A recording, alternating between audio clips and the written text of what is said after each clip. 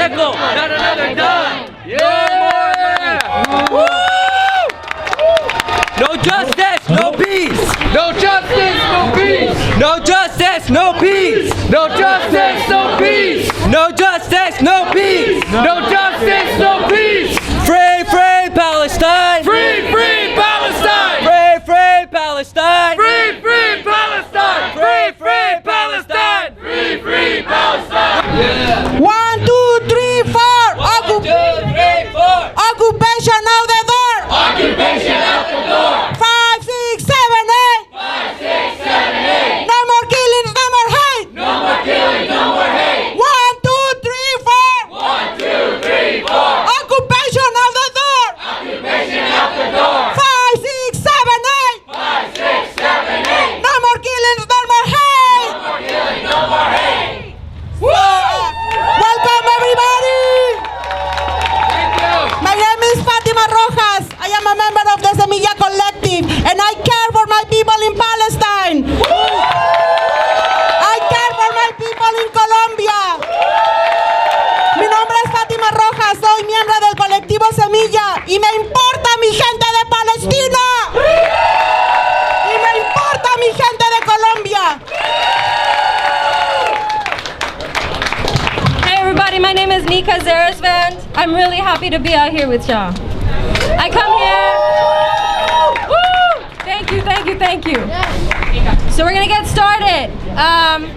Without much later ado, last night I heard from my friend in Gaza that she is celebrating Eid with her family and with the people who still stand in Gaza.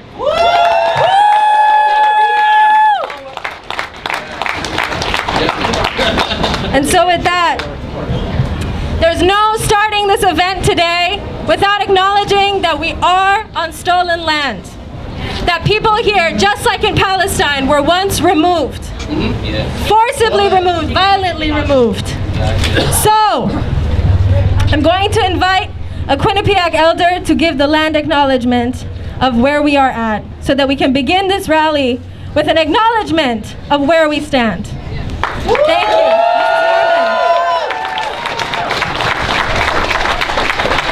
Hello everyone, my name is Norm.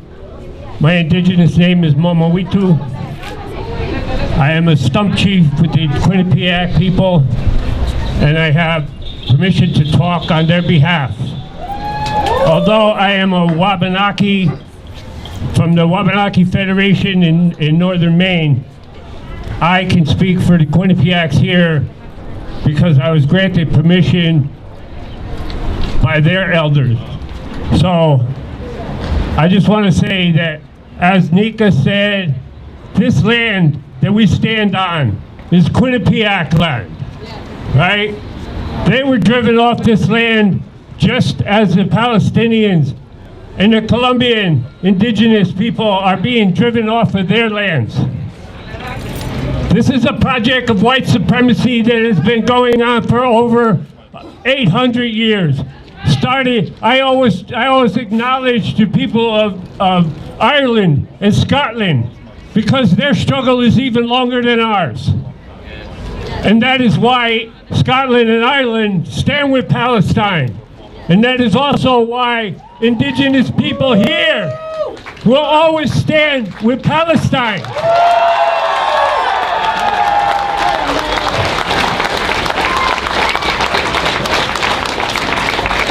Our children were taken and put into residential schools.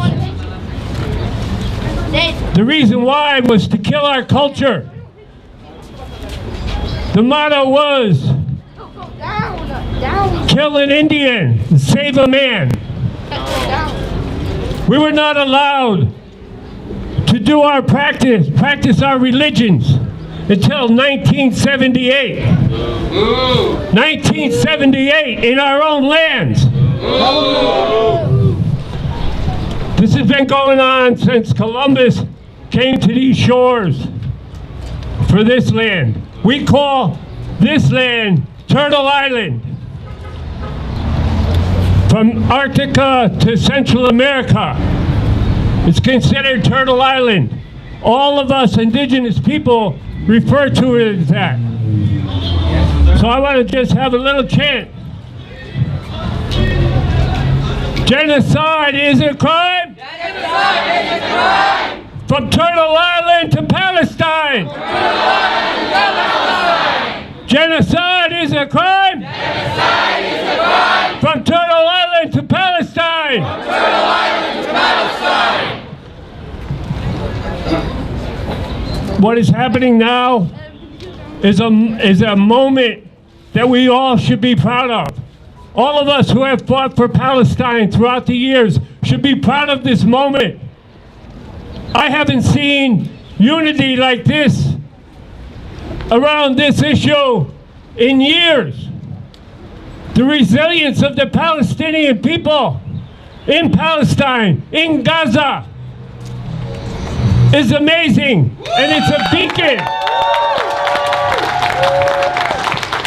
It's a beacon and a light for all of us to follow.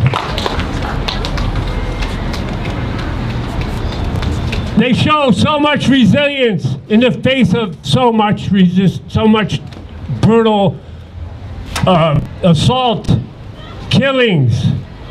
Those things happened here, as I said. Wounded Knee was a massacre because people were trying to practice their religion. 300 of our people got murdered. Women and children, elders, unarmed, were murdered, were slaughtered. Same thing we're seeing here and in Colombia. Thousands of people disappeared in Colombia. They are trying to cancel us, and we will not allow that. We will fight back, and we will always fight back, and we will always fight on the side of Palestine and Colombia. Free, free Palestine! Free, free Palestine! Free, free Palestine! Free, free Palestine! Free, free Palestine! Free, free Palestine! Free, free Palestine! Free, free Palestine! Thank you. Thank you! From the river to the sea, Palestina will be free. From the river to the sea, Palestina will be free. From the river to the sea, From the river to the sea, Colombia will be free. Colombia will be free. From the river to the sea, From the river to the sea, Palestina will be free. Palestina will be free. From the river to the sea, From the river to the sea, Colombia will be free. Colombia will be free. Okay, so let me introduce our next speaker, please. So I would like to call Faisal Saleh. She is the founder of the Palestine Museum. I apologize. He is the director. Es un caballero. Caballero. Hi everyone, I'm Faisal Saleh. I'm the founder and the executive director of the Palestine Museum US, the first Palestinian museum in the Western Hemisphere. And it is located 8 miles from here in the town of Woodbridge on Litchfield Turnpike. So make sure when you have time you come there and see what we have there. We have 6,000 square feet of Palestinian art of various types, hundreds of paintings, historic photographs, well, you name it. Our mission is to tell the Palestinian story through the arts. Yes. The Palestinian arts are speaking for Palestine. Yeah. Let's hear it for Palestinian arts. The beginning of the Vietnam War was caused by, the beginning of the end of the Vietnam War was caused by one photograph. And we Palestinians are looking for that photograph, that film, that story that's gonna bring the end of Zionism. And we have a lot of confidence that our artists, our photographers, our filmmakers will come up with that story, will come up with that photograph. The days of Zionism are numbered. Israel has two choices. One, continue with the Zionist ideology they will have to resort to apartheid. They'll have to ignore human rights. You will never be able to afford to give anybody their human rights to maintain Zionism. And what a way to live. The other choice is to have a democratic state for Palestinians, Jews, and everybody, which means the end of Zionism. So the choices are clear. Apartheid, democracy. Tell your congressmen, congresswomen, and senators that your vote is for democracy. Yes! This country has been supporting Israel against its own principles. Principles of democracy and equality. We want the U.S. to stand up for its own values. Stand up for democracy. Justice for all, not justice for some. That's what this country was built on, and that's what we are demanding. Let's apply American values to what we do overseas, not just in Palestine, but all over the world. That's the time for it. Thank you. We want justice, we want peace. We want justice, we want peace. We want justice, we want peace. We want justice, we want peace. We want justice, we want peace. We want justice, we want peace. We want justice, we want peace. Free, free Palestine. Free, free Palestine. Free, free Colombia. Free, free Colombia. Okay, we're gonna do a chant and it's gonna be in Spanish. I'm gonna explain what it is so y'all can follow along, but try your hardest, alright? So it says, for the food and for the land, my grandma told me to fight. Así va. Y por la papa, y por la tierra, mi abuelita me dijo que combatiera. Y por la papa, y por la tierra, mi abuelita me dijo que combatiera. Y por la papa, y por la tierra, mi abuelito me dijo que combatiera. Eso.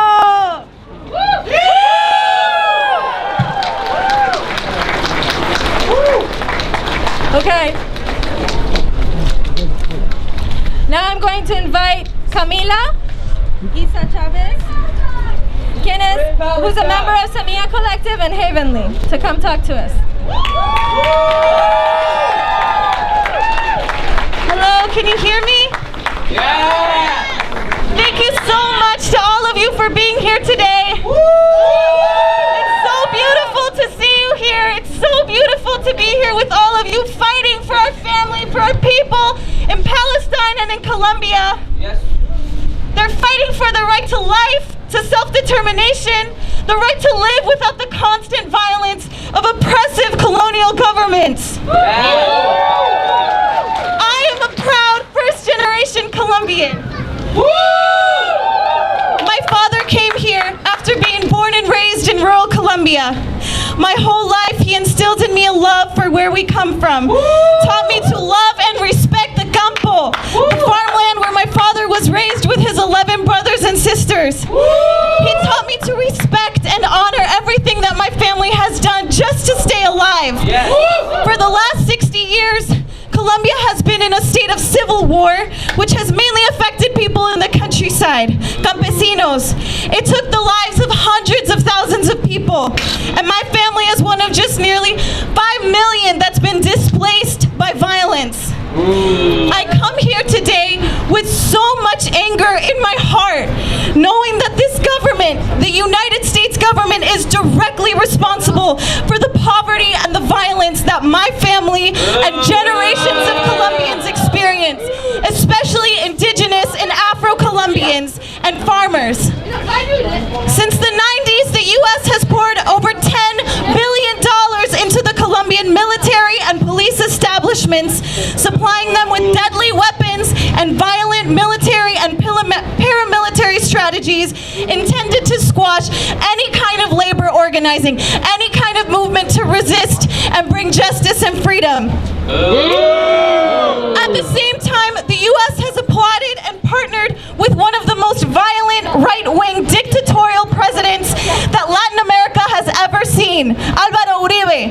In Colombia, it is common knowledge that this president committed wide-scale criminal abuses in the last 2 decades and continues to make a joke of Colombian democracy by holding all branches of government in the palm of his hand.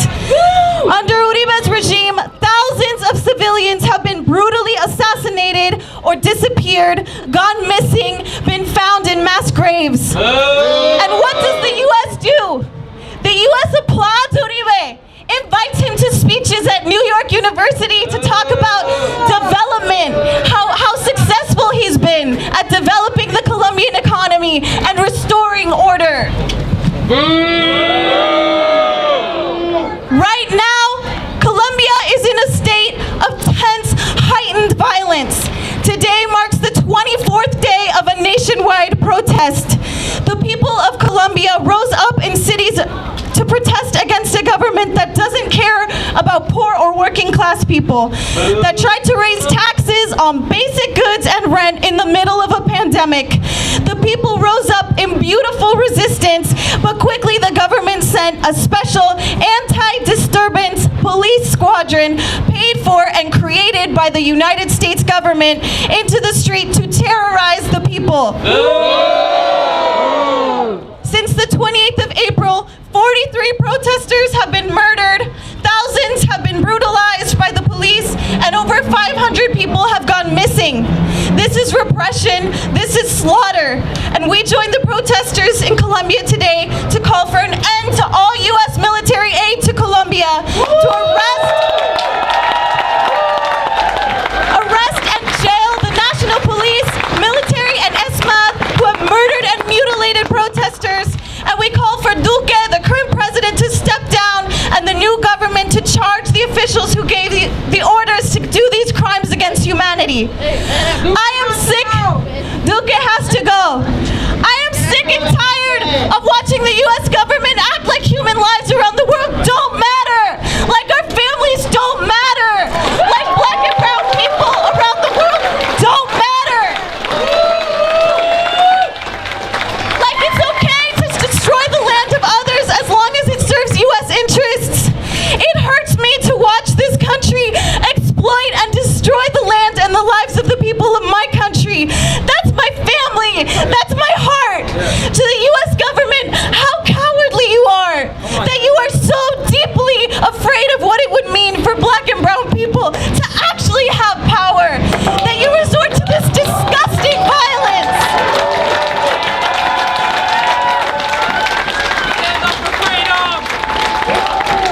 I want to tell you, this anger and this hurt, it used to make me feel so powerless, and it still does. I used to ache feeling like I could live my whole life shouting against the U.S. government's exploitation of my people, and it wouldn't make a difference. If you feel this way, you're not alone. But look around. Look how many of us are out here today. Like Norm said, this is unity. Look at all the people rising up around the world. We are here. We are powerful. And we will win. And we won't stand for no justice. Exactly. No justice, no peace. No justice, no peace. No justice, no peace. Free, free Palestine. Free, free Palestine. Free, free Palestine. Free, free Palestine. Free, free Colombia. Free, free Colombia. Okay, I think if it's okay. Go. Let our people go. If it's okay, I'll read my speech in Let our Spanish. people go. Let our people Debería leerlo en go. español. Let our people go. Let our people go. Let our people go.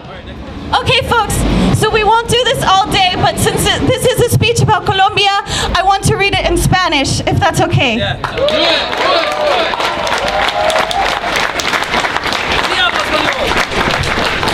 Muchas gracias a todos ustedes por estar aquí. Qué bello es verles a todos aquí. Estamos luchando para justicia en Palestina y en Colombia, quienes en este momento se levantan para defender sus derechos a la vida, a la autodeterminación, a vivir sin la violencia constante de los gobiernos opresivos y coloniales. Me siento orgullosa de ser colombiana de primera generación. Mi padre vino aquí después de haber nacido y crecido en una zona bella, rural de Colombia. Toda mi vida Él me inculcó el amor por nuestras raíces, me enseñó a amar y respetar el campo, las tierras del cultivo de donde venimos, en donde mi padre fue criado con sus 11 hermanos y hermanas. Me enseñó a respetar y honrar todo lo que mi familia ha hecho solo para mantener la vida. Durante los últimos 60 años, Colombia ha sufrido un estado de permanente conflicto armado que ha afectado principalmente a la gente del campo. Mi familia es solo una de las casi 5 millones de desplazados internos en Colombia, personas que tuvieron que huir de su lugar de origen debido al conflicto y la violencia. Vengo hoy aquí con tanta ira en el corazón, sabiendo que este gobierno, el gobierno de los Estados Unidos, es directamente responsable para la pobreza y la violencia que mi familia y generaciones de colombianos experimentan, especialmente indígenas y afrocolombianos y agricultores. Desde los años 90, Estados Unidos ha invertido más de 10 billones de dólares en los establecimientos militares y policiales colombianos, proporcionándolos armas mortales y estrategias violentas y militares y paramilitares destinadas a aplastar cualquier tipo de organización laboral o cualquier movimiento del pueblo por la justicia y la libertad. Al mismo tiempo, Estados Unidos ha aplaudido y colaborado con uno de los presidentes dictatoriales más violentos de derechas y que ha visto América Latina, Álvaro Uribe. En Colombia es de conocimiento común que este presidente promovió abusos criminales contra los derechos humanos en las últimas 2 décadas y sigue burlándose de la democracia en Colombia, teniendo todas las ramas del gobierno en la palma de su mano. Bajo el régimen de Uribe, miles de civiles han sido brutalmente asesinados o desaparecidos. Muchos han sido encontrados en fosas comunes. ¿Y qué hace los Estados Unidos? ¿Qué hace? Los Estados Unidos aplauda a Uribe, aplaude a todo el establecimiento político colombiano por sus éxitos en la restauración del orden y de desarrollar el país. Estoy harta de ver el gobierno de actuar como si las vidas humanas en todo el mundo no significaran nada, como si estuviera bien destruir la tierra y los cuerpos de los negros y mestizos y gente indígena, siempre y cuando sirve a los intereses estadounidenses.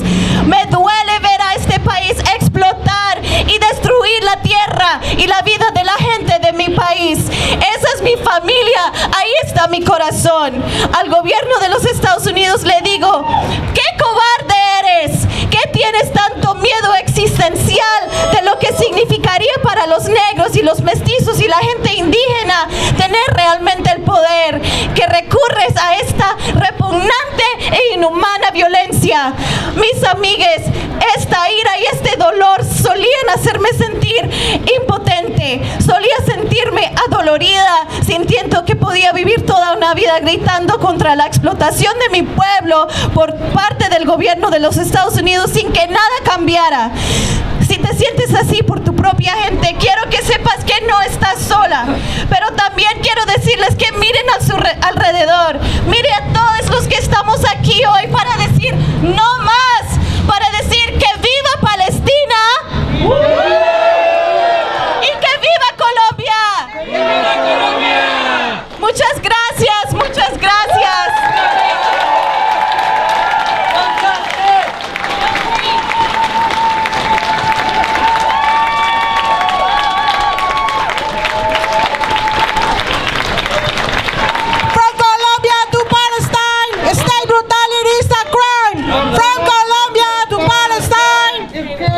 Is a crime. From Colombia to Palestine, imperialism is a crime. From Colombia to Palestine, imperialism is a crime. From Colombia to Palestine.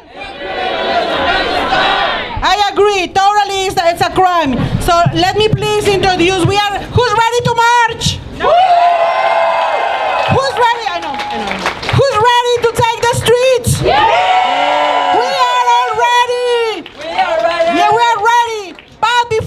Let's please hear from our compañera Nadine, Palestinian New Haven resident.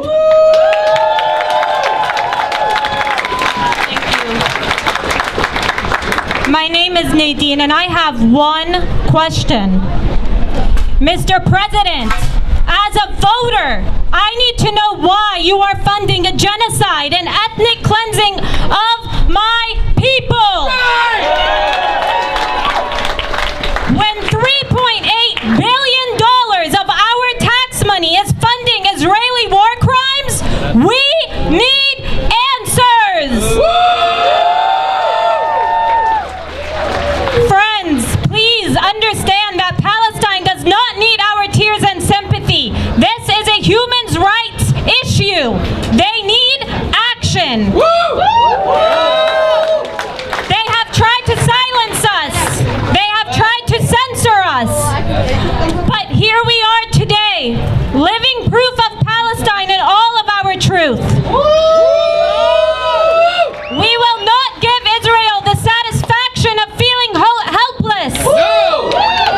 This is what they thrive on, thinking we will give up, thinking our grandparents will give up, our parents. But here we are, united to spread our truth. Friends, please understand, this is not a moment, this is a movement. Even with the ceasefire, let it be known that Israel is still an apartheid state. And Palestine is not free.